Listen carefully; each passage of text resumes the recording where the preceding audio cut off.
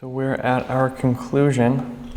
So I just want to take just a minute to summarize some of the things we've said, just to give us a brief overview of some things.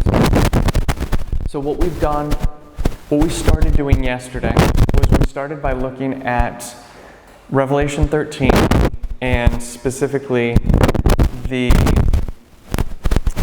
idea of how Revelation 13 is connected to the agricultural model, and how there's a connection there. And that connection is that you can use both verse 1 and verse 11 to show that the rise of both of Papal Europe and the United States can be the agricultural model. And we started doing that yesterday. We never finished that completely, and this is what we see here. But we started to do that. And so what we did was we took the agricultural model and we said we had the pattern. And what we did is we took our rulers are agricultural model, and we said as long as we have this, we can reconstruct the whole line. All we need is at least one point. So we took our agricultural model and we held it here and we said, okay, the point we for sure have is Revelation 13:11, which is 1798. And from that point, we were able to reconstruct the line before, and we started doing a little bit of it after, but we didn't finish that. We mostly focused on the before time. And we showed how in Revelation 13, you have the issues of compare and contrast in there between these two beasts, and we spent a little bit of time identifying the differences in character and symbology between the sea beast and the earth beast. And we used that to help us construct our theme. And the theme we saw there was the juxtaposition between persecution or oppression and liberty and freedom. And we saw that the earth beast was the answer to the problem of the sea beast. And what we said here is that the period of darkness that came before our time at the end of 1776 is represented by the 1260, but specifically it was all encompassed within the symbology of Great Britain, because Great Britain was the oppressive European symbol that the United States was dealing with, or the colonies were dealing with at the time. So that symbolized the oppressive monarchy that we've spoke a bit about, and that monarchy, in that divine right of rulers and oppression and all those different things we spoke about, was the problem, and the answer were the truths laid out in the Declaration of Independence and thereafter codified and put into law in the Constitution. And the primary points we saw were the idea of value, which is expressed in the unalienable rights that are given to us by our Creator, and also the idea of consent of the governed. So we saw the idea of consent. So when you bring value and consent together, you see that these two principles are directly in contrast to the principles of the Dark Ages, which didn't have either of those. They didn't want consent of the governed, and they didn't see value in those they were governing. So we saw those 2 points. And we also looked at, so we identified the beginning of this line, but we also looked at the papal line, and we also looked at the reform line, our own reform line, and we saw how those patterns, the 3 reform lines, or the 3 lines, I guess you could say, all parallel each other in their structure. They all have the same structure based upon the agricultural model, and they're identical in their placement. And last night and this morning, we've been speaking about the Declaration of Independence, specifically what's in it. And we, like I said, we identified value and consent, but we also identified the principles found therein about love for God and love for neighbor that you can see there in the issue of equality. And what we said was that if you look at the beginning of the United States, it's founded on the principle of equality from the Declaration of Independence right at the beginning of its history. And we know that using the idea of Alpha and Omega, that if you start with the issue of equality, then you're going to have to end with the issue of equality as well. So you have that chiasm, I guess. Maybe chiasm is the wrong word, but that beginning and the end. And the difference here is that while equality was upheld here, equality is going to be destroyed here. And we also saw that some of the principles that were laid out here was the idea of republicanism and Protestantism, which Ellen White talks about and we see on the charts. We also identified that republicanism is an expression of our relationship to our neighbor and how we want the consent of the governed and how we deal with each other. So that's that principle of love for neighbor. And we saw that the idea of Protestantism is a correct understanding of love for God. But in the context of this institution, we were saying it was the idea of the separation of church and state, correctly placing God in the correct point in the hierarchy. And so republicanism and Protestantism express the two great commandments of love for God and neighbor. And we saw that those were here at the beginning, and those will also be here at the end. And we spoke a little bit about that as well. And one of the fundamental points we spoke about was the idea of problem and solution as laid out in the agricultural system. In the agricultural system, you have a fallow ground which needs to get plowed. In the instance of a reform line, you have darkness which needs to get dispelled by the light. And so you have problem and solution.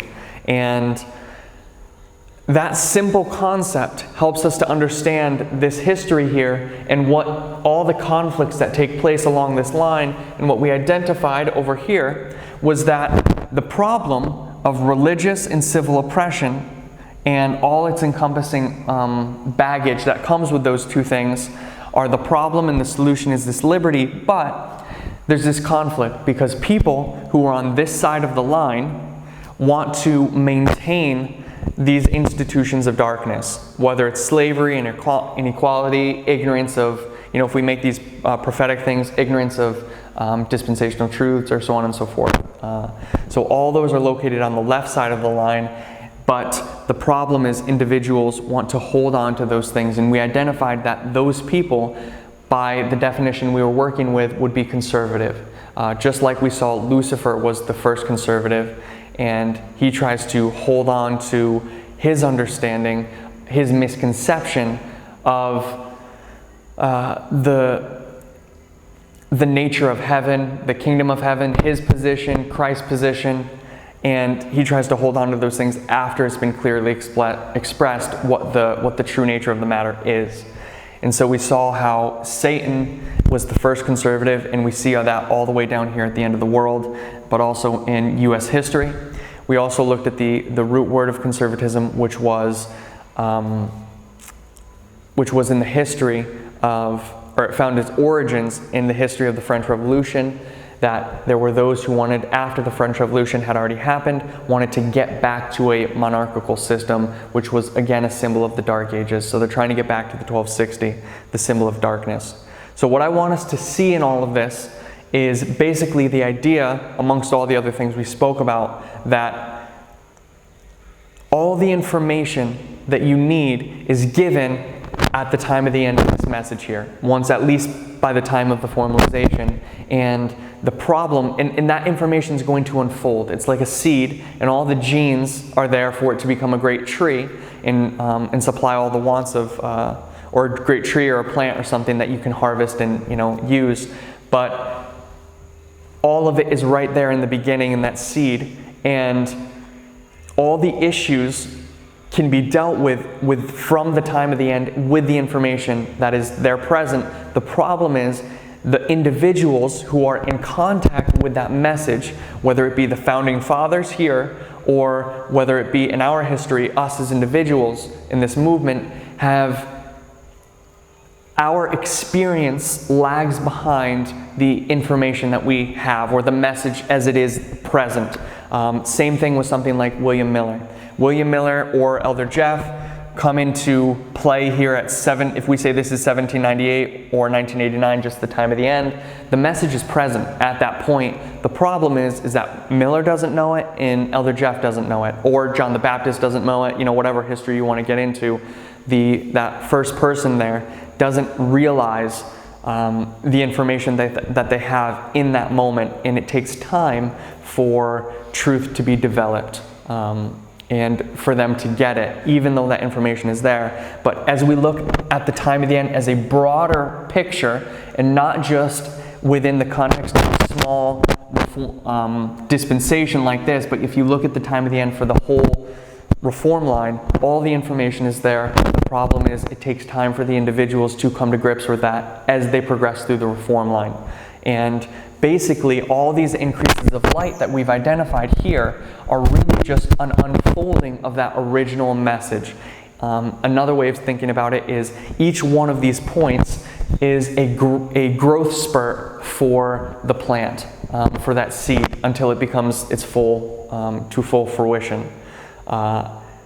And so we saw that illustration there, and really all of that ties into not only the United States on a national level when we look at 1776 and the issues that it faces today, the issues of inequality or racism, things like that, which all should have been done away with on the left side of 1776. But you can also see that with our own reform line, those dynamics there. So now that we've done that recap, we want to bring all of those concepts into a couple different lines of Christ that we're all familiar with, but maybe we can look at them just in a slightly different way or with just some added information. So I'm going to erase some of this.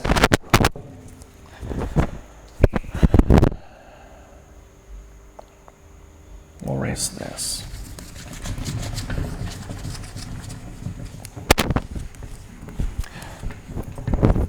So I'm going to draw below this line, but it's not my purpose to line these lines up. I'm going to try to stagger it just a little bit to emphasize that. I just want this for reference. So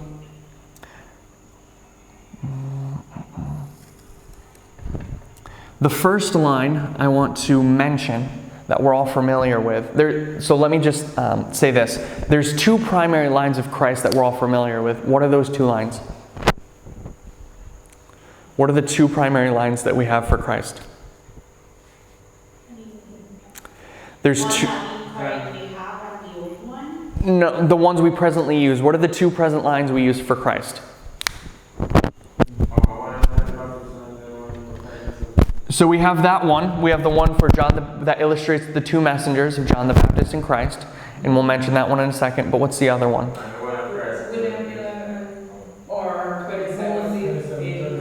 Okay, if you look at the life of Christ. So there's one line that's specifically about the life of Christ. And by life of Christ, I mean it is singularly about Christ. But then there's another one that spans a longer period of time and goes from, we'll mention it in a second, goes from his birth all the way till you get to the Gentiles and thereafter. And I'm not illustrating those, and I'm not saying those very well, but we'll illustrate them now. So the first one we're familiar with the first one we all mentioned was the idea that you have the life of Christ, the birth of Christ, 4 BC, and you have his life for 12 years. And then you get to, now he's 12 years old, and he's going to have an experience here. He's grown up enough. This is where he begins his, a little bit of a work when he goes to the temple and begins to teach a bit. But then his life continues, obviously, for another 18 years, and he's still in preparation though. He may be a little bit grown up here and able to do some work, but he still has 18 years of preparation till he gets to 27 AD. And in 27 AD, what do we have? His baptism. So we're going to have the baptism of Christ.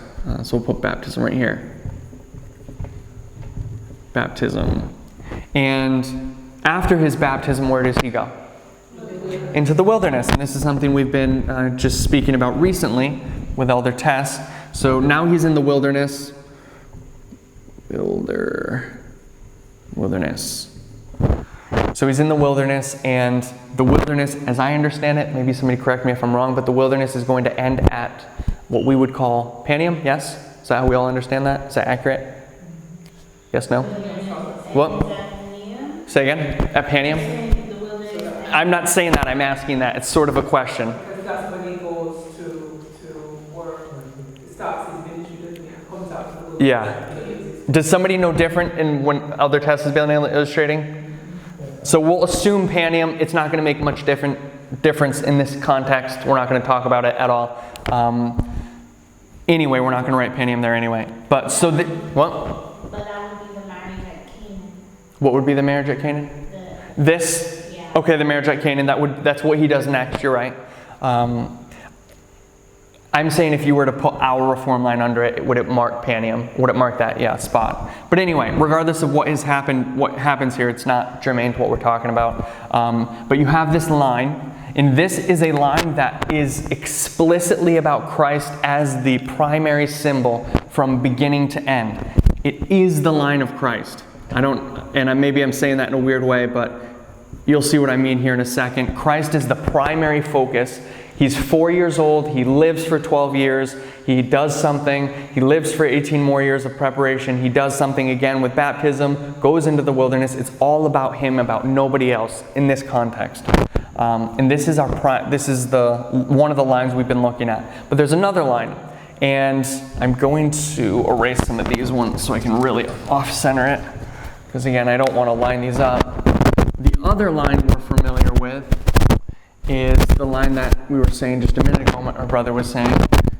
We have 4 BC, and then we have baptism in 27, followed by, we'll put this over here, followed by the cross.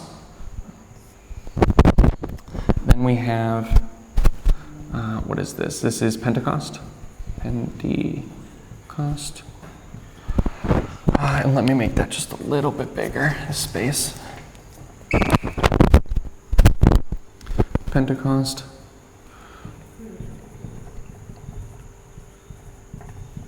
And then we have the history of the Gentiles here. Say again? In 34. 34.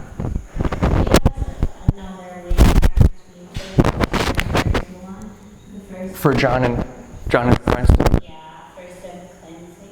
Yeah, and you're marking the where it goes from John to Christ. Yes, yeah, and we'll mention that here in a second. But these are the big primary waymarks along that point. And this is 31. 31. Okay. So this line here is the other line we're familiar with. Now there's big differences between this line of Christ and this line of Christ, and I just want to discuss some of the differences. So the first thing I have already mentioned is on this line here, it is taking the life of Christ, it's taking so far what we have right here, it's taking this segment of history and it's blowing it up and making a whole reform line out of it. So that's one difference. This is obviously a fractal and a zoomed in picture of just one point on this line or a space of time on this line. But again, the primary focus of this line here is the life of Christ. It is all from beginning to end about Christ. He's there the whole time. And it's all the things that he's going to do along this line. This line is distinctly different in that way. This line does not feature Christ from the beginning all the way to the end. And if I can say it this way, Christ is only one of the actors in this line. He's not this whole line is not about him, if you can say it that way. This is more about, I think you could say maybe it's the disciples, or you could say, well, the church. The church of Ephesus, there's a couple different ways I guess you could illustrate that. The Christian church. But my point here is that it's not about Christ specifically. Christ is only a part of this line because, as you can see here, he actually isn't going to be here for most of the line, because he's going to leave in 31. And if we were to see the end of this history, it's probably going to be something like 70, I'd assume. So that's one difference between these two lines. So in this context here of Christ, of all being about Christ, who does Christ represent in this line? What? The what? This one, this line right here. Who does Christ represent? What? Okay. priest. The priest, okay. Anyone else? I What? was saying the second angel. Second angel? I would say Christ isn't the second angel in this line. Because, what? I was saying first at the beginning. Sorry. I was saying he was the first at the beginning because he's the only one that is featured there, but I don't know because John is still there. In this context, Christ is not, I don't believe, is representing the first or the second angel. You don't see the first and second angel in this kind of context. What you are seeing, as Sister Antonisha was saying, is the role of the priest. And maybe we can back that up just a little bit and say the movement as a whole. There's a singular entity here that is going through this history. You know, as we look at this history, we don't go into this history and say, okay, you know, you have John right over here, and he represents someone, and Christ over here, and he represents someone, and Mary represents someone, these people in his life, because Christ is there from the beginning to the end, and it's the work that he's doing, he's the primary focus. And in this context, it spans all the history of first, second, third angels' messages. And so Christ, in that context, isn't representing a messenger, he's representing a message, an entire message or movement in its entirety. But so far, that message and movement only encompasses the priest. So that's what Sister Antonisha is talking about up until this point here, which we know would be Raphia, and we'll come to that in a bit. Does that make sense? Okay. This line is a little bit different. And as we were saying before, in this line, there's now going to be a distinction between messengers that we're going to see. So we know that, let's put it this way, I'm going to put John here. I'll put Christ here. So we know it encompasses more history with John. In this history, John and Christ, again, are actors or parts, messengers specifically. The whole message and movement is not about either one of them. They're but pieces of this message, or messengers who do a certain work at individual points on this line. So we know that John represents Elder Jeff. And we know that he's the first angel in this context. And Christ is the second angel, and we identified him as Elder Parmenter. And he's the second. So the first angel and the second angel both have a specific work that they're going to do. John is the herald for a message to come, but we know that he has misconceptions. He's half right, half wrong. You know, those kind of ideas. It's not a perfect message. He has misconceptions. But what Christ is going to do when he comes is he's going to come and he's going to spend a lot of his time, not all of it, but a lot of his time clarifying the message of John and fixing the parts that he misunderstood. The biggest one that we can identify here is that Christ is going to correctly identify the nature of the kingdom. John is expecting a physical kingdom, a literal earthly kingdom, but Christ is going to come and he's going to say, actually, my kingdom is spiritual. And he explains that in better detail and fixes that misconception. That's the main one he's going to fix in this context of this line. So we know that as Elder Tess has applied this line, that it doesn't just end with John and Christ. Who else do we have? What other players do we have here in this history? Disciples. The disciples and who? Who? Gentiles. Not Gentiles. Gentiles aren't here yet. Okay, let's say disciples. How did the disciples break up? How do the disciples break up? I mean, what did they break up into? What? 11 and 1. So we have two groups in the disciples, right? So we have this history, and we know that by the cross, we're going to have two groups. We're going to have the 11, and I'll just put 11B for 11 disciples, and you'll have the one disciple, and which is Judas. And who does Judas represent? In application, yes. FFA. Now, Judas doesn't just represent FFA by itself. It represents anyone who's going to follow that message and fall away with that. So this Judas represents the, so we'll say again. We have Judas, and Judas represents the tares. We okay with that? Yeah. So Judas represents the tares in general. What? Or the conservative. The conservative. Okay.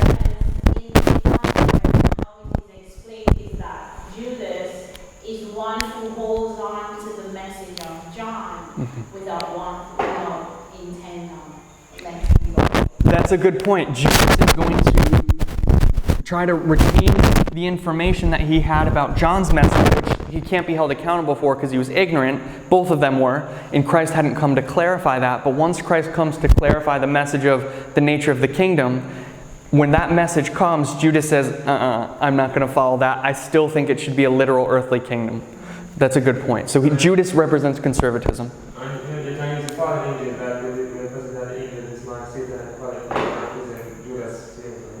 Sorry, I didn't understand that. The fallen angels? Yeah, yes, that would be that too. This would be Lucifer and the fallen angels in the context of the line of heaven. And then these would be the good angels. So here we said, like we just said, these are the 11 disciples, or we'll just call them the wheat. And an application for us today, the wheat is everyone who's going to successfully transition from John to Christ and accept that message that the second angel brings about the clarification of the nature of the kingdom. So that's what we see here with the second angel. So what I want us to see here so far, is that a hand? Okay, sorry. What I want us to see so far is we have a lot more players on this line than we have so far with this line, and you can see the difference of perspective or larger perspective. Because when we look at this line here with Christ, that is just all about Him, this is 1989, 9/11, 27 AD, baptism is now Raphia. And then we have Panium. Okay, so there's, again, it's a larger space of time and it's all about Christ, and we don't really see other actors specifically that we're working with. But in this line here, this larger line, Christ now becomes a piece of that puzzle instead of being the whole puzzle itself. And so what I want us to see here as part of that is that John and Christ represent messengers, the first angel and the second angel. But Christ, in this context, or John, in this context, do not represent the whole message and movement in and of itself. Christ is not a symbol of the whole message in this line. He's only a symbol of the second angel, that second messenger. Does that make sense?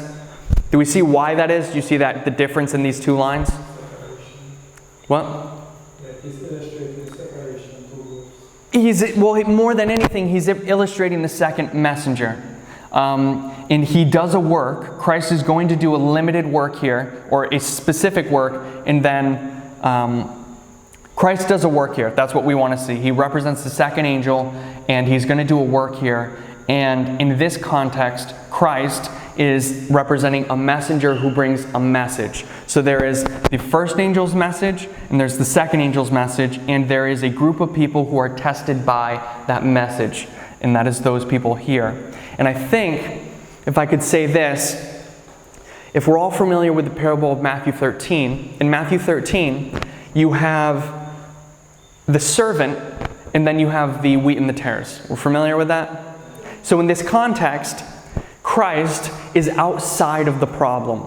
He's not the problem. He's the servant who's going to do a work for the field. And the field here would be the disciples, the both good and bad disciples, wheat and tares. So it's more about their interaction. They're the ones who have they're either going to fall or stand depending on how they interact with the work of the servant and what he's doing there. So that is the role of Christ in this context here. Okay, so those are our elements that we have so far. We have the disciples, we have Judas, we have John, and we have Christ. And we've identified the different roles that each one of them play so far in this line. Okay, now this is where I want, I'm going to just do a little bit more, and I forgot to just mention a couple things. But once we get onto this side of the line, this is where I just want to make some suggestions. I'm not saying anything dogmatically or trying to, say this is the position, but I want to use this history and make some comparisons, some suggested applications, and I'd like some feedback on that. But let me just say one more thing before I forget. So when you come to the history of John and Christ, one thing that you see is that John has misconceptions, and he doesn't fully understand. The biggest thing is he doesn't fully understand the nature of the kingdom. He thinks it should be literal instead of spiritual. That's his biggest problem. But who else has that problem? Well, the Jews and the disciples.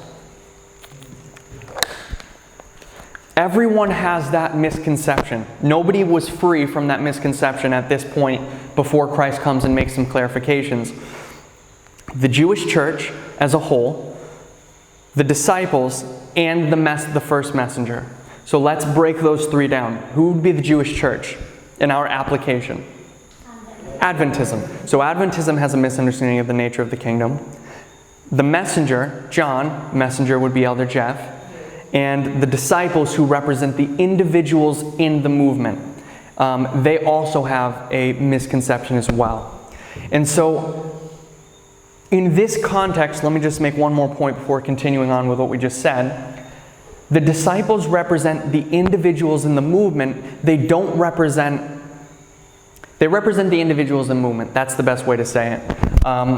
They represent the potential wheat and tares that you have inside the movement. But Christ nor John represent the movement itself. The better illustration of the individuals in the movement, or I don't know the best way to say this. There's a difference between the messengers and the messages that they possess and the individuals in the movement, like Judas and the disciples. Does that make sense? I'm not sure how to best frame that, but there is that distinction there. So we have that. John, the disciples, and the church all have this misconception about the nature of the kingdom.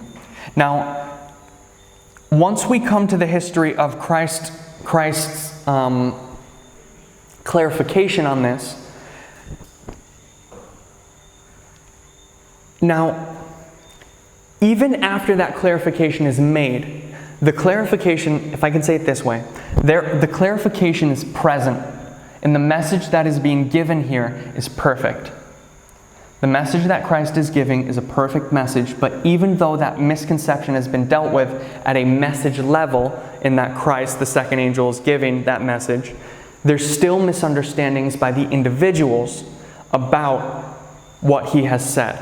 There's still some misconceptions. Maybe they have more information than they did the day before he started giving that clarification, but there's still misconceptions that they have at this point. Their understanding is not perfect on an individual level, though the message that Christ is giving here is perfect and complete for this dispensation, of course. Does that make sense? Okay.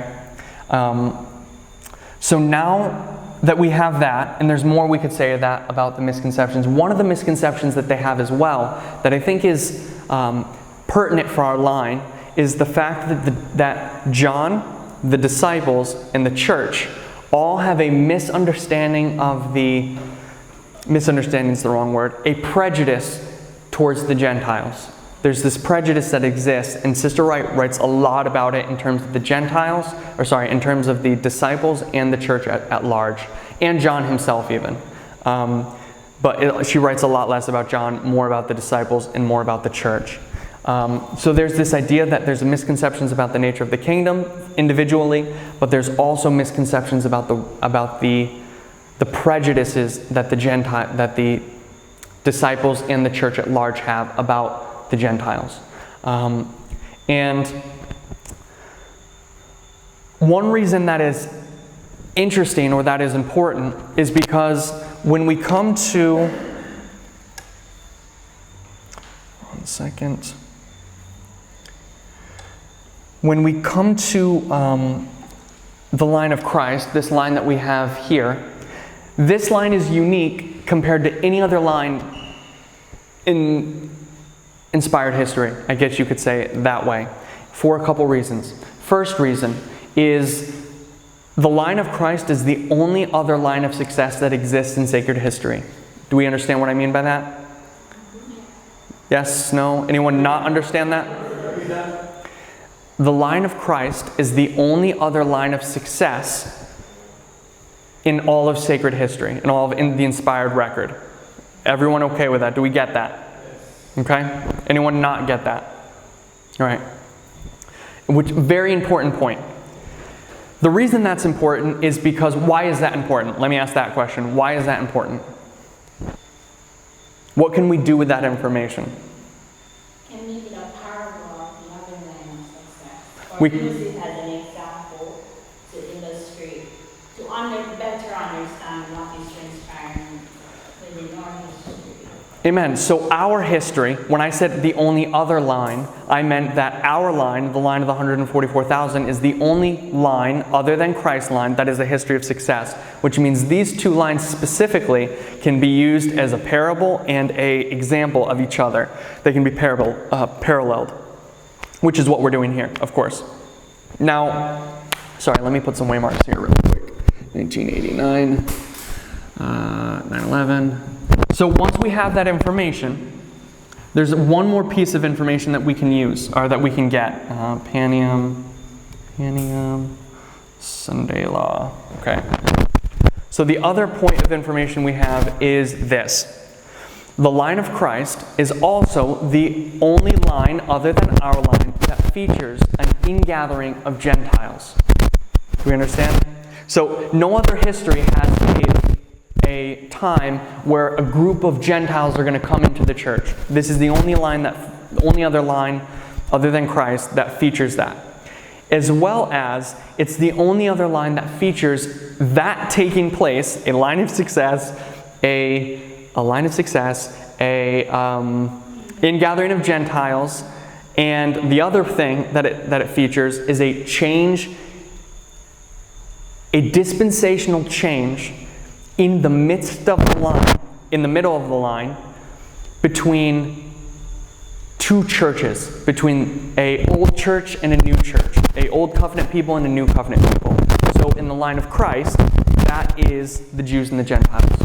In the line in our line, that is that is the Adventism and the 144,000. So those three key examples help us to understand that the line of Christ is of infinite value when it comes to our line. There's no other line that's going to give us as much information as this line is supposed to or can give us. And it's exactly the way our line is, pretty much. Obviously, there's some minor things. So it's a unique line, is all I'm trying to say. It's a very special and unique line, this line right here. Also, one last thing, it's the only other line that features, with all of those things, a demonstration of three groups of people. And in our history, it's priests, Levites, and Nethinims. In this history, it is the disciples, the Jewish church as a whole, and the Gentiles. Yep. What did you say are the two churches within the time of Christ? The Jews and the Christians. So you're going from the Jewish church to the Christian church. For us, you're going to Adventism to the 144,000 church. You can say it that way. Church of Ephesus. Another way of saying that is Laodicea, Ephesus. And just to mention that, if you look at the history of Ephesus, what is the message, not Ephesus, what is the message of Laodicea? What is that? What is their problem? They're lukewarm, but specifically, they think they have everything. They're rich with increased with goods and have need of nothing. So, what is that? They don't think they need anything more. What have they done? They've stagnated and they become conservative. They're just holding on to what they have, and they said, we have everything, we don't need any more. Just like Satan, just like the French monarchy people, just like the Jews said, we have everything, we don't need anything more. So in all these histories, it's the identical attitude that takes place. So what we see here in the time of the disciples, or here with the disciples, is that they also have some misconceptions about the Gentiles. And I think this is something that has been clarified, that has begun to be clarified, I will say, with the message of Elder Parminder, but it's something I think still needs to get clarified a bit more. And it is the movements, or the individuals in the movements' prejudices against Gentiles. Because, well, prejudice against Gentiles. Now, I think we'll all admit that before 2018, we'll say even in 2018, but really before, all of us had a very negative view when we looked at the world, when we looked at Nethinims. You know, we look at people of the world and we think, dirty, I can't get near them, I'm going to be unclean if I walk by them, you know, I can't talk to them, you know, I'm going to keep myself in a bubble and keep them away. That is exactly how the disciples thought. And we all know that. We're all laughing because we get that. I don't even have to give a lot of examples for that. It's just we get that by experience. We all had that attitude. But what we've had so far is a clarification of how wrong that was to some degree. And one point I want to illustrate here, and for sake of time, I'm not going to read any quotes, but you're all good Bible students, so you'll know what I'm talking about. When Christ was on earth, let me say this really quick. One of the problems we're facing right now, or one of the dilemmas that is coming, is people are looking at the world. Some people, maybe not a lot of people, I'm not sure of the percentage, and they're saying we can learn something from the world. And they're taking that to extreme, and they're saying, okay, we have something to learn from Michael Moore or AOC. Their message is more complete than ours. They have equality rights, so you know, let's follow them and take some cues from them. Now, we know that's incorrect, but there's a danger, not a danger, wrong word. You can take that perspective about looking at the world and saying, okay, there's nothing that they can give us. And you can take that perspective just a little bit too far. And I want to illustrate that with the line of Christ. So looking at Christ spent a lot of time with his disciples. And one of the things that he did, and it is well documented in many different occasions, I'll give you at least 4 or 5, Christ brought his disciples intentionally into contact with Gentiles to show them how they were supposed to later, well, they should have been doing it then, but to show them how they were going to later, when they got down here, interact with Gentiles. He needed to sensitize them a little bit to how to deal with Gentiles because they were so prejudiced against Gentiles. And he needed to also illustrate something about the Gentiles themselves. So when he's looking at the Gentiles, or when he's with the Gentiles and his disciples are there, let me just first give you a couple of examples just to give the catalog. You have the woman at the well, you have the centurion, you have the Syrophoenician woman. What? Syrophoenician woman. You have, there's more, I'm missing them right now. Give me 1 second. The ones that came looking for Jesus. Yeah. The ones that came looking for Jesus. Well, okay, those Greek ones. And in many of these cases, and there's a couple more I'm missing. Let's see if I can just find it really quick. Give me 1 second. Well, Good Samaritan, thank you. One of the primary ones. Good Samaritan, amongst other. There's a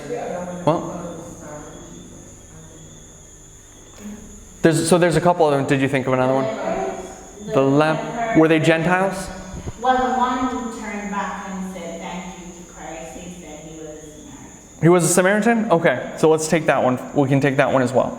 In most of these, maybe I'm not sure about all of them, but in a lot of them, there's at least 4 or 5 that I was reading about that I have some quotes for that I'm not reading. Some of the ones I illustrated to you. Christ is going to show them their prejudices, and in almost every single case, where Christ is going to talk about, or Ellen White comments about this interaction, she's going to say that the Samaritan or the Gentile had more faith than the disciple did. Now, I think this is an important point to note because there's a balance, I think, that needs to get looked at when we look at the Gentiles. I don't think that we have anything to learn from the Gentiles. But at the same token, I think we're required to give credit where credit is due. And in a large way, if this line is any indication, the Gentiles actually have more faith than we do in a lot of ways, which is something maybe we're not used to thinking about. But if this is a perfect illustration of our line, which I believe it is, the disciples, or the Gentiles here that Christ was working with around with his disciples, had more faith and were more zealous to do the right thing in that moment, though they were full of misconceptions, these Gentiles. But in the little faith that they had, they were more zealous than the disciples were. And I think that illustrates a rebuke to God's people. A chaste rebuke, yes? As I speak about that, I remember the wise man that came to Jesus, even though he was a baby at that time, but he illustrated more faith than the wise men. Exactly. That's another one they would use. Yeah, they actually, in that case, they actually understood the prophecy a little bit more, or definitely more. So it's a chaste rebuke. I'm not making this big point of this, though I think you can talk about it a lot more, about the example that the Gentiles give us. Now, in all of those examples, were the Gentiles teaching a lesson to the disciples? Yes or no? No. Who was teaching them a lesson? Christ.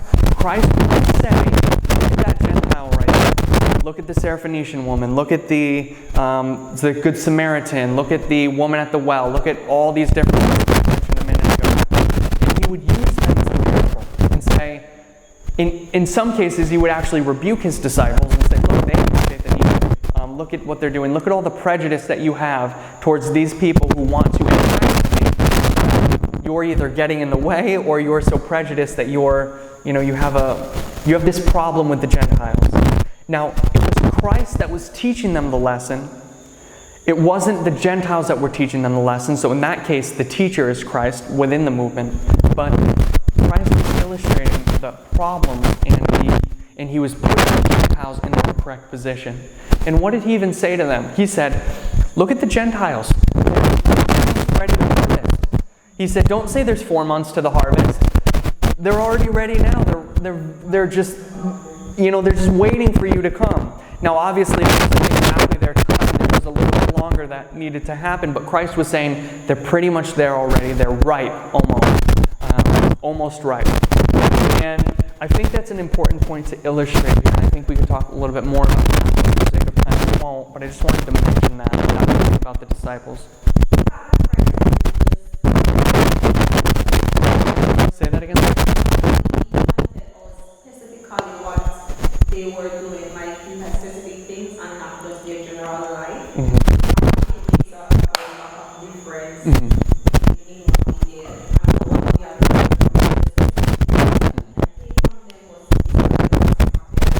Exactly. That's a really good point. Christ is saying, you see how that Gentile eats?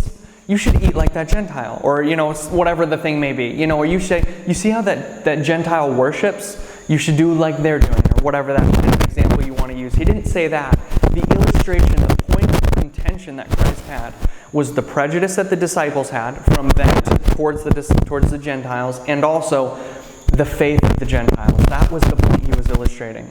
The faith that they had. It wasn't about their lifestyle. It wasn't about, whether they had misconceptions or didn't have misconceptions. It was just about the faith that they possessed.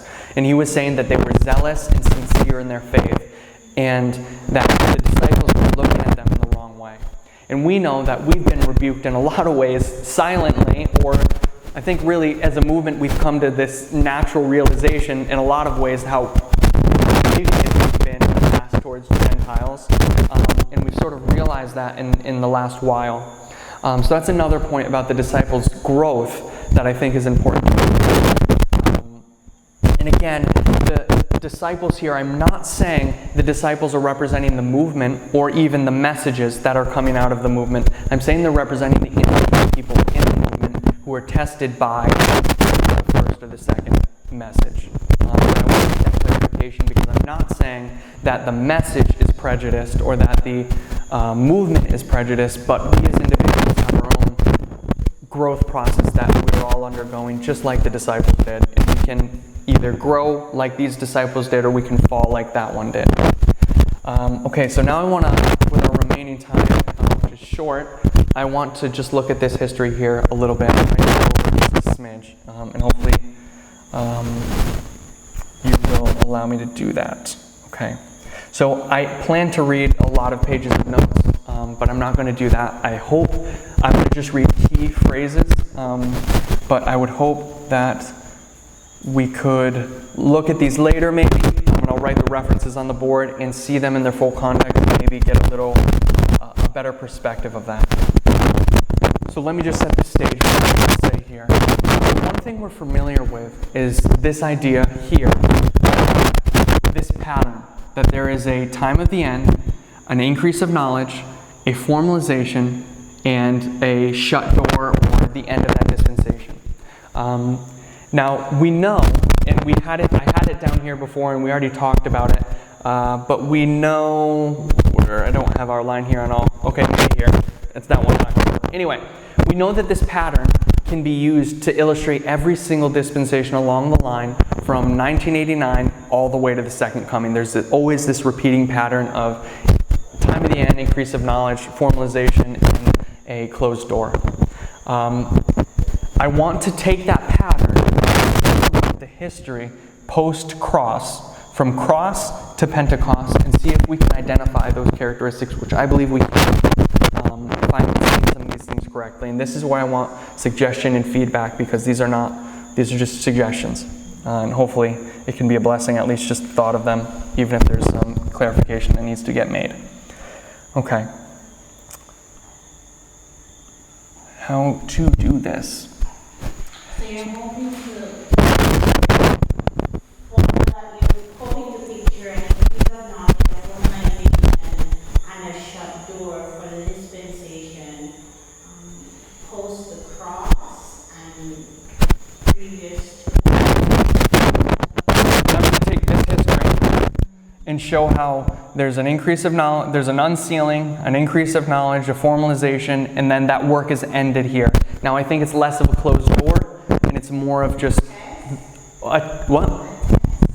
Maybe not test. I know Tess has put the test at the formalization, so I'm not saying a test, but just the fact that the work ends there. It's a climax. I don't know the right way to say it, because it's in this context when we're looking at the disciples. You don't see people falling away, so it's not a shut door in that kind of way, though we know it is. It could be in our history. What it more is the completion of this stage here, and the best way to describe this stage from 31 to Pentecost is a preparatory phase. And I want to just illustrate one thing before we begin, and I'll try to do this very quickly. I already know I'm going to go over a little bit, so just please be okay with that. So let's look just briefly at the line of the priests. 1989, 9/11, 2014, 2019, 2021. Okay. So for us, this is our harvest period.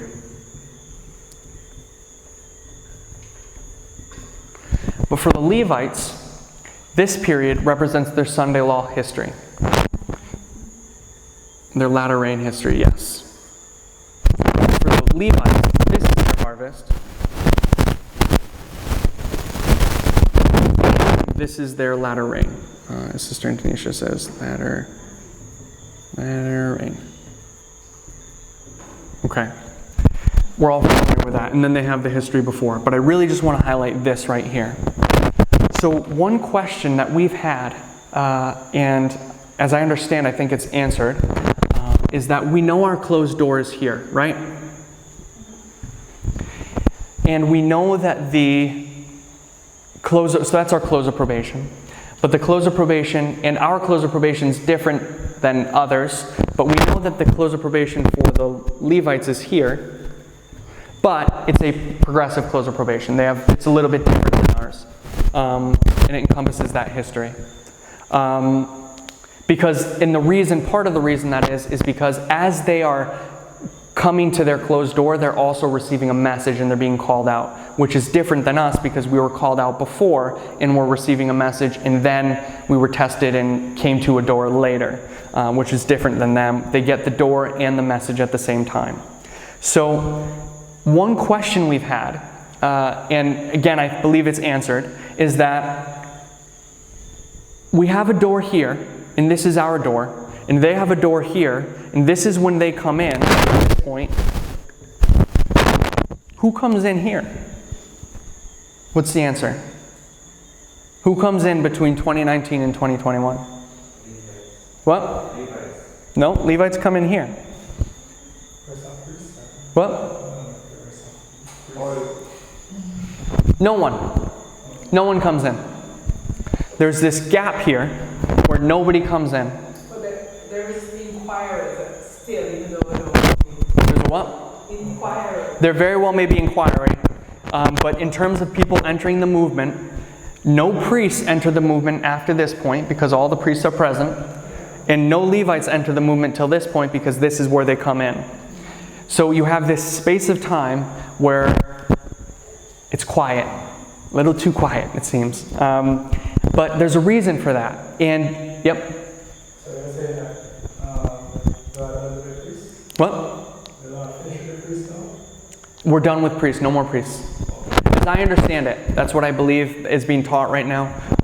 Haven't studied it out thoroughly myself, but that's what I understand to be the point. And I think you can illustrate that and from other ways, but that's not our point in this moment. Just want to illustrate this, that there's this gap between people who are allowed to come in for priests and people who are allowed to come in for Levites. What is the reason for this space of time?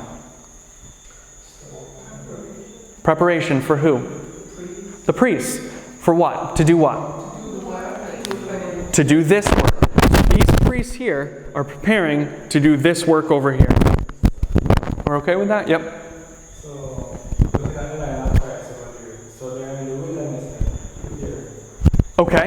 In this one they are, yes. In this line, they're in the wilderness and they're preparing for the marriage of Canaan, or just to start doing the work a little bit, to actually begin doing the work. Because Christ actually didn't start doing the work at his baptism here, though he technically did. He entered the office. He doesn't actually start interacting with anyone until a little bit later after the wilderness. So this is a preparatory time, whether you want to look at it as a wilderness here, or if you want to look at it here in the context of preparing us to go to the Levites. This same idea of preparation, it can be seen here, when you come to the history of the disciples.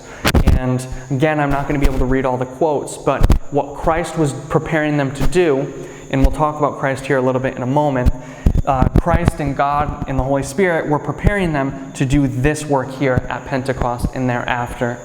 So was that space of time the upper room as opposed to the wilderness? Yes, in this line it is.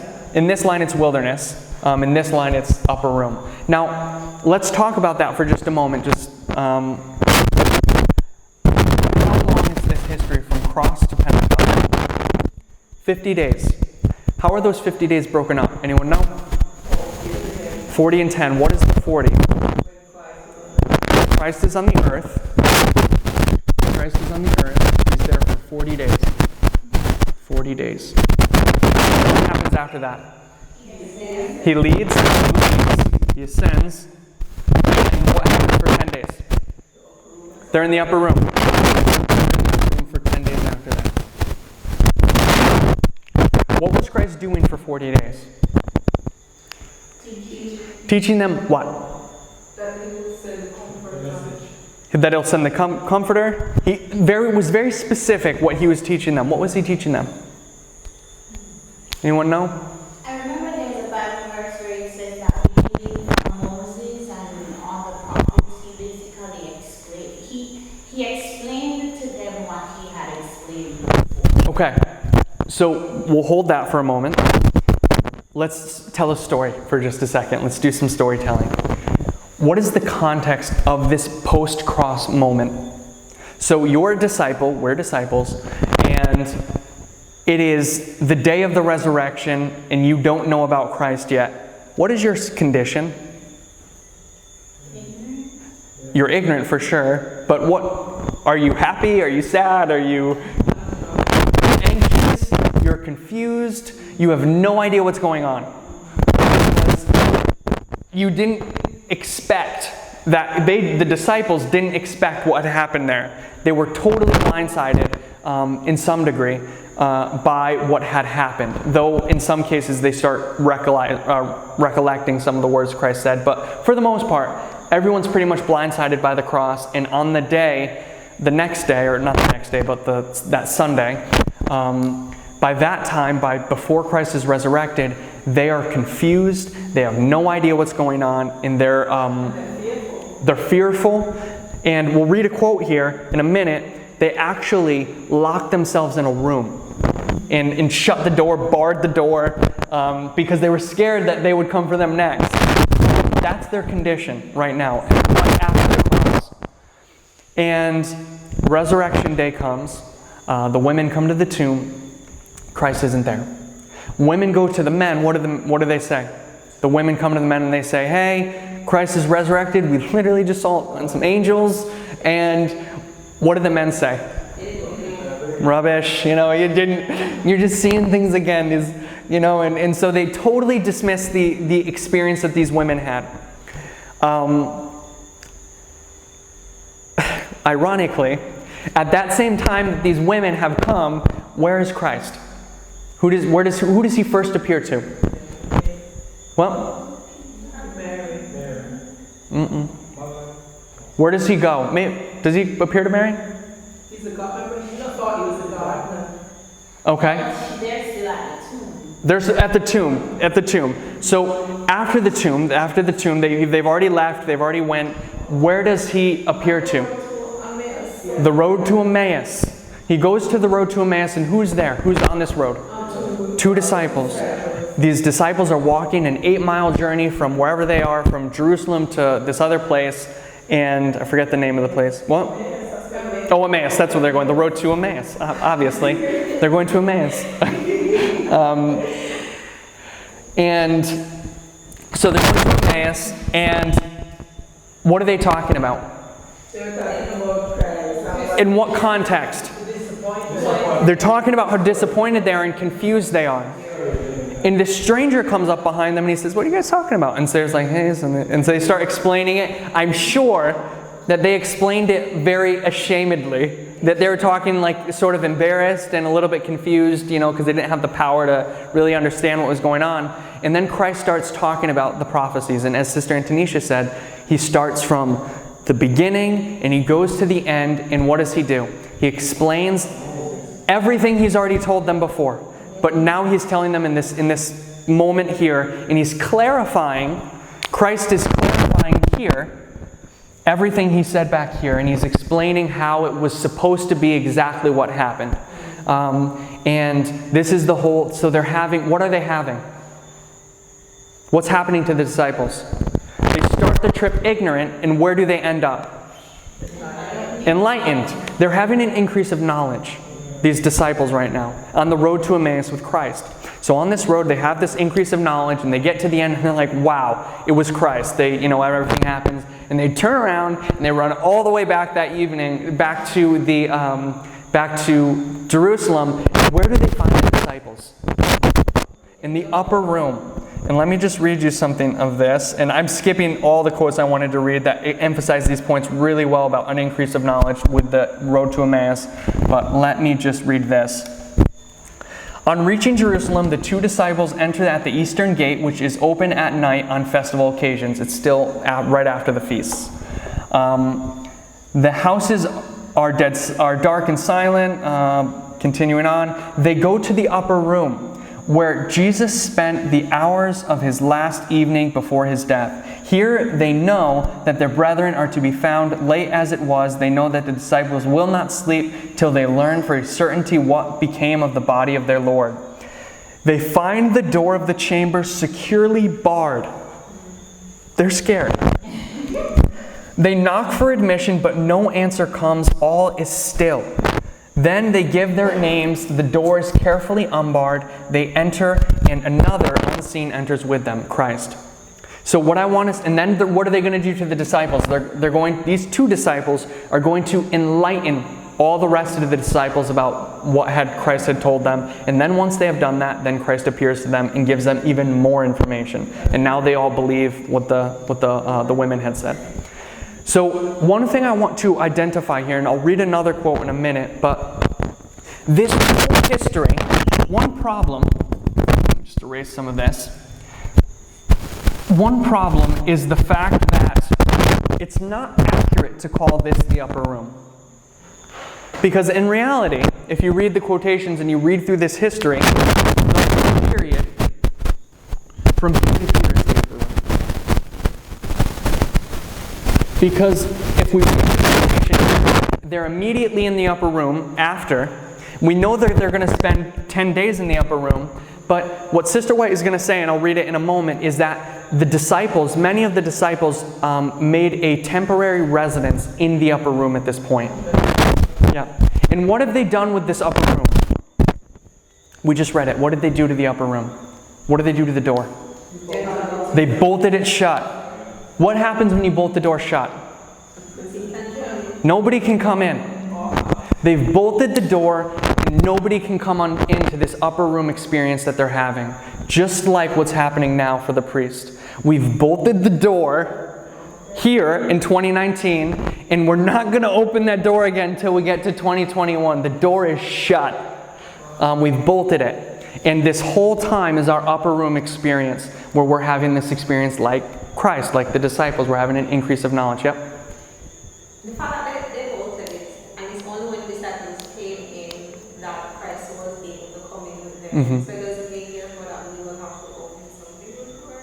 We're not taking everything. I'm not going that literal. I think the idea is that they've bolted this door and they're staying in the upper room for the most part. Yes, they're going to leave. They're going to do things. They're not secluded in there, but there's a theme here, and the theme is that this whole history, they're in the upper room and they're barring the door. They're closed the door so nobody can come in. So that's the history here. They've barred the door. Nobody comes in, just like we're seeing here. Nobody gets to come in. Everyone who's a disciple now is the disciple. Either you're going to stay or you're going to go, but there's no more disciples because the door is shut. Continuing on. So you have the road to Emmaus, and then they get back from Emmaus, and they're going to give that information to the other disciples. They're going to increase that knowledge for all of them. Christ is going to do the same thing in that moment. And now Christ begins interacting with them for a while. And so he's going to interact with them on several different occasions. I'll just mark a couple of them. Road to Emmaus. I'll just put R-E for Road to Emmaus. R-E, Road to Emmaus. The next one is the upper room. We'll just call that Road to Emmaus. The next one is the Sea of Galilee. And I'll put the key here. This is where Peter's going to be told. This is where Peter's going to be told, be asked by Christ, do you love me 3 times? And if you read the quotations about this, which we can't do just for time, again, Christ is going to increase the knowledge of the disciples that are present with him at the Sea of Galilee. And he's going to explain to them more about his mission and their mission. And he's going to give them some parable lessons about fishing. And what he identifies is that if you fish on the left side of the boat, you're never going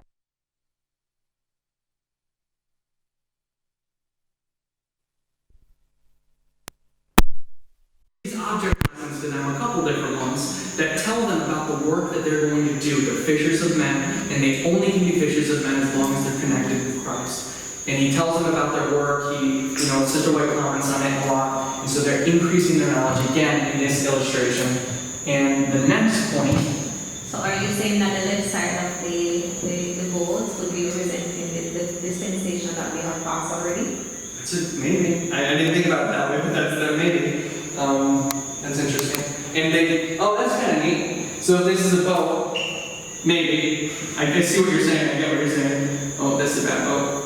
This is a boat. Left side, right side. You can't fish on the left side of the boat. You can only fish on the right side. And this is where all the fish will be.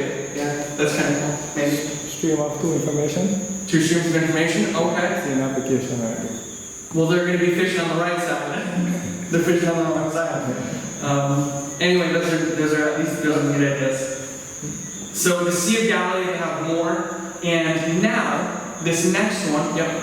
The father plus 10 days, 50 days, right? I only thought it has a significance pertaining to the Jubilee back in the distribution before Christ. You know, Jubilee 50 years ago, I don't know if it has significance with that. I haven't think about that yet, the Jubilee. Yeah, because, you know, for the all lines, you know, I know that, one of the rules is, you know, 40 days equal time 40 years, or a day equal a year. If it's the right application, I don't know if it applies to that, or it could be used in that sense. So the next thing we see in this line is the Great Commission.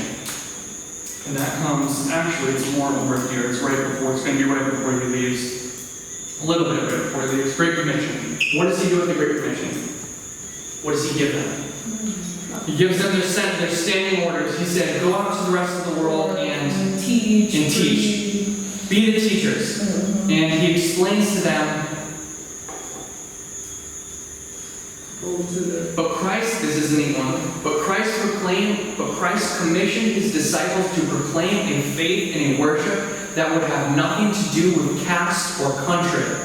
A faith that would be adapted to all people, all nations, all classes of men. A message of equality. He's telling them the message that they're going to give to the world is a message of equality. Can you write those quotes down? Well, yes. This is DA 819. I'll erase this one. Right here. DA 819. Is it 819? 819.3. If you want to read that chapter, so basically what I did for this is I read the quotes I'm going from are the last chapters in Desire of Ages and the second chapter in Acts of the Apostles. So that's where all these ones I'm going to read, I'm mentioning are in. And that, it's basically just the post-cross history all the way to Pentecost. Okay. Okay, so he's going to continue to give that information. Like I said, if I could read all of these, it would be a lot better. It would fit the picture a lot better. We just don't have the time. But one of the things he does say, Christ commissioned, this is next page, 820.2. Christ commissioned his disciples to do a work he had left in their hands, beginning at Jerusalem. At Jerusalem, the work of the disciples must begin. So he said, you're going to do a work for the whole world, but start in Jerusalem. And so we know the next place they're going to go to for a time is the Jews, or Adventism, which is after Panic. Okay, continuing on. Okay, so this quote here, this is Acts of the Apostles 26.2, I think, 26.2. And this summarizes the 40 days that he's with them. And I knew it's kind of choppy because I can't read my notes, I'm sorry. But this is the 40 days right here that he's going to, this is going to summarize the 40 days. For 40 days, Christ remained on the earth, preparing the disciples for the work before them and explaining that which heretofore they had been unable to comprehend. And it's just going to talk about how he opened their understanding. So for 40 days, he stayed with them and gave them an increase of knowledge about this message that they had before, about the message that he gave them before, about the midnight crop in our history. We're going to get a clarification of that message, an expounding of that message to fix any misconceptions we have and to explain it a little bit more. And that is, what is interesting here is the fact that not only is the door barred, that nobody can come in, but they also don't have a new message. There's not a new message here that Christ is giving them. What he's giving them is an expounding of the old message so they can have it with clarity. And we see kind of the same thing, I think, happening now in our movement. Okay, and just one more part of this quote. During these days, these 40 days, that Christ spent with his disciples, they gained a new experience. Okay, and there's a lot more you could read about that. That's from Acts of the Apostles, that's page 27. Okay, so basically what we've seen so far is that Christ spends 40 days with his disciples, explaining the message to them and giving them an increase of knowledge. But then he's going to leave. He's going to leave here at the end of the 40 days. And I want to mark the end of these 40 days as their formalization. Now they're ready. Now they've finished this increase of knowledge, this preparatory work, and now they need to digest, I guess, everything that Christ has told them. And they're going to do that for 10 days in the upper room. And I just want to read this quotation here. This is Desired Ages 829. 829.2. Or 0.1, actually, sorry. The time had come for Christ to ascend to his Father's throne. After his resurrection, he tarried on earth for a season that his disciples might become familiar with him in his risen and glorified body. Not what I was looking for. Okay. This is actually the one I wanted to read. This is 832.3. 832.2 and 3. When the disciples... Okay, so this is talking about after the ascension. So you're going to see a marked contrast between the character before the ascension and after the ascension, or their temperament. When the disciples went back to Jerusalem from Mount Olivet, right after they had just seen Christ ascend, the people looked upon them with amazement. After the trial and the crucifix of Christ, it would have been thought that they would appear downcast and ashamed. Their enemies expected to see upon their faces an expression of sorrow and defeat. When did they see their faces with sorrow and defeat?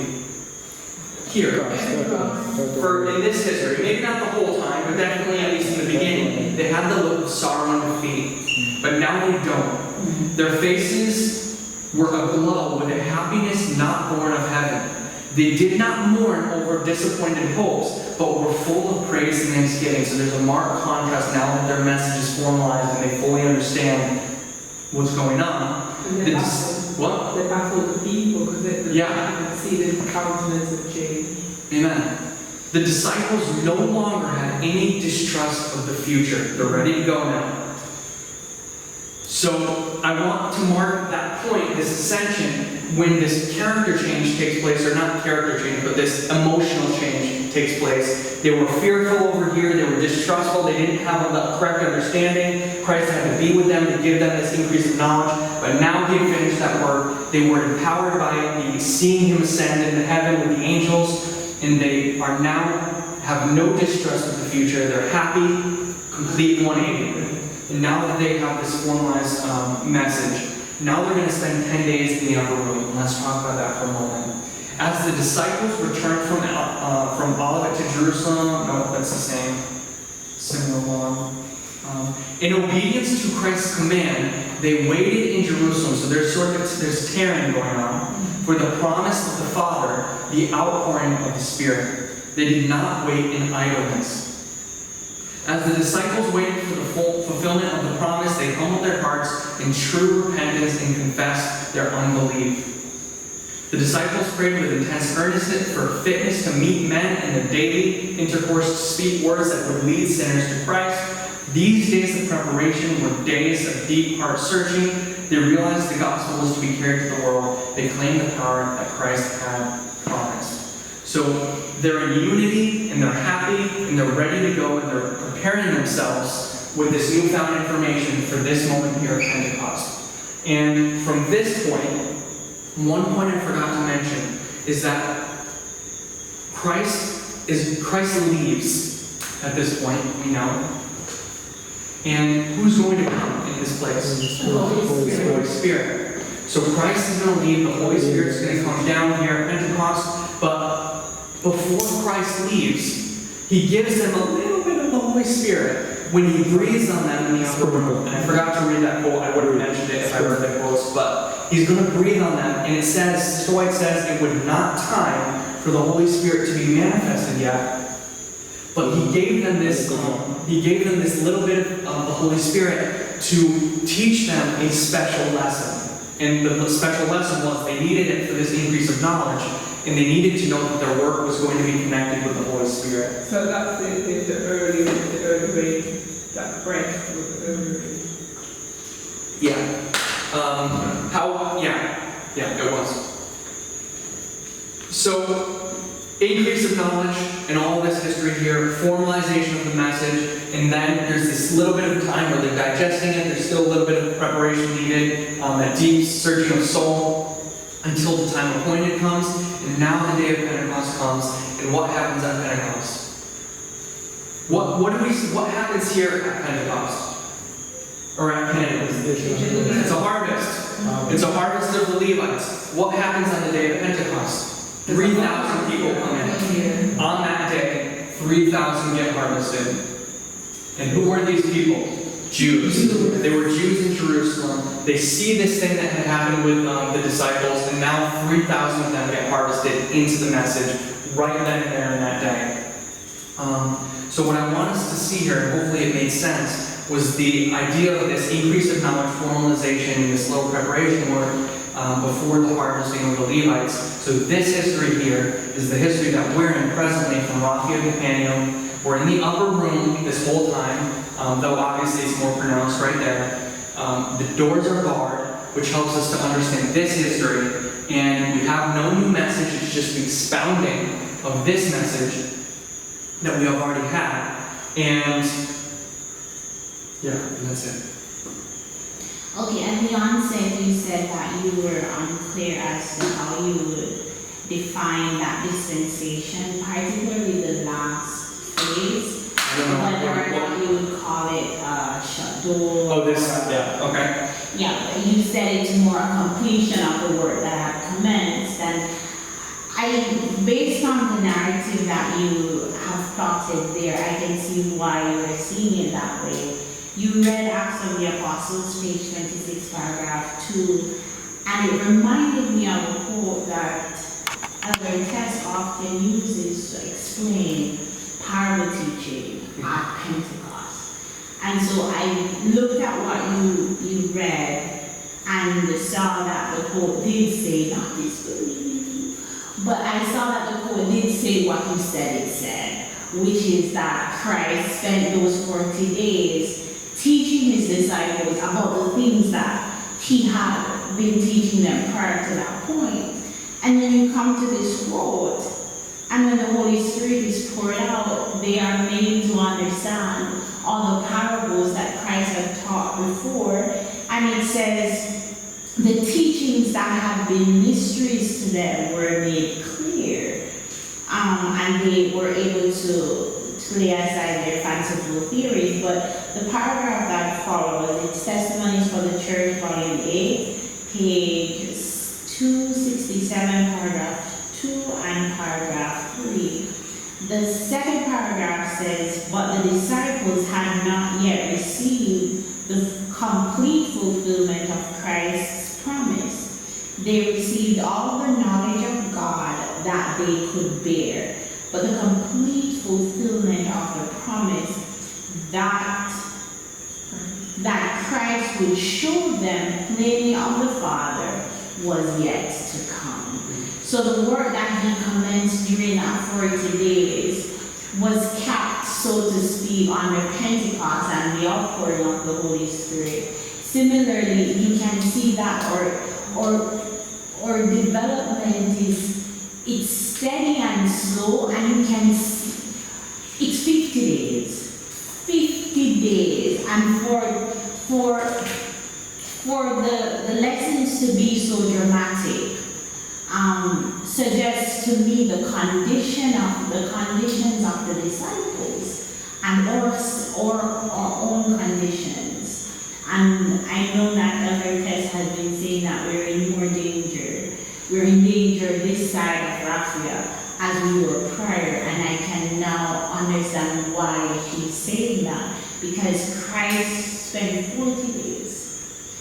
And despite those 40 days, Pentecost had to happen. And even with Pentecost, they didn't have a complete understanding of what laid ahead of them, at least in context of what Christ wanted to teach. And it shows our condition and our need to realize that there's no safety post the cross or post Raphael. Yeah. And you see how you're kind of saying it when you say it in more blunt terms, how ignorant the disciples are there. You know, what's so ironic is that they're the chosen messengers in this history. They're the ones that Christ, and I read it, he said it was Christ is leaving the work in their hands. And now, he's leaving the work in their hands, but they still have all these misconceptions, all these problems, and they're only going to get through it because the Holy Spirit, and even with the Holy Spirit, it still takes time. So it really shows, and that's one of the points I wanted to illustrate that she aptly said, is that this whole history is an increase of knowledge for them, point after point after point. They did not understand everything right here. They didn't, and they just, no way they did. I mean, all the quotes say they didn't, and the Bible says they didn't, but my point is, we as individuals and we as a movement do not understand everything right there. We got the Midnight Cry message, but that wasn't everything. We have to understand the Midnight Cry message in its completeness, and we also have to get, this increase of knowledge that comes in this history, along with the increase of knowledge of Pentecost. So it just shows, as Antonisha was saying, it shows our condition. So I hope this line made sense. I hope you could see some of the logic again. These are just my suggestions. Also, I know there was a tarrying time there, and it's a time of reflection in terms of looking back on the message that Christ had left with them. So I don't know whether in that time also there's moments of strategizing in terms of because I've heard Sister Tess talk about we have to know what our purpose is and what the message is that we have to bring to the Levi. So the period that we have, yes, it may be tarry, but it's not. This is why I say it's not an idle time. So it's not an idle time. It's got to be purposeful in terms of how we prepare for that time. Yeah. All right. So we will end there. I feel like I'm forgetting to say something, which I will probably remember when we're done. So the basis of what you just did was to show that there's an increase of knowledge still future to us. No, not necessarily. I think there's increased knowledge all the way through. I'm saying we're in an increase in knowledge. Yeah, I meant Raphael. It's future to Raphael. That period between Raphael and Peniel is an increase of knowledge. Yes, between Raphael to the formalization, really all the way through, but definitely Raphael to the formalization. So what I was showing you is this. I'll plainly just say it. We know that we have the time to the end, increase of knowledge, formalization, and the door. And what I was saying is this point here is the cross. This period, we know the increase of knowledge is a period of time, but you can mark it sort of as a point too. We'll just say it's more than this, but I think it's best characterized by the road to Emmaus. Though I'm saying it was all these points in between. He does 40 days of work. Then the ascension is the formalization, and you have that 10 days right here, and then Pentecost is right here. That's what I'm saying. It's labeling that you wanted feedback. All of it, I guess. Any point you want to get feedback on. But that's what I was trying to show right here. The increase of knowledge, this whole history is the 40, and this is the 10, and that's the, you can break it down. This is the increase of knowledge, formalization from that. So anyway, I hope that made sense. Alright, so, Yep. I know, what time? The number is 40. Alright, if Christ time goes live 40 literal days, right? What would you apply that number, what time? For 40 days, Yeah, it's just a symbol. I mean, it's obviously not literal days, but it's just a symbolic, period period. of a year or a few months or so. Like, Say again? it could be a year. It could be Or 30 years if it was going to be that. It's not going to be 30 years, but I mean, it doesn't. It's just a symbol of time. Yeah. 40 days. That's just a symbol, not representing anything literal. We've already passed the 40-day mark anyway. All right, let's pray. Dear Heavenly Father, Lord, we thank you for this day that we've had, this last class. I pray that you would guide each and every one of us to continue in faith and to continue with you. I pray that you would help each and every one of us to understand this increase of knowledge that you're giving us, this truth and these clarifications in our time with you. I pray that you would lead us to a correct understanding, and I ask that you would be with those who are leaving this evening, that you would give them traveling mercies as they go home. And I pray that you would just put a special blessing upon this Jamaican group, Lord, that you would guide them and love them, and you would use them to do a mighty work. And we thank you and love you, Lord, in Jesus' name. Amen.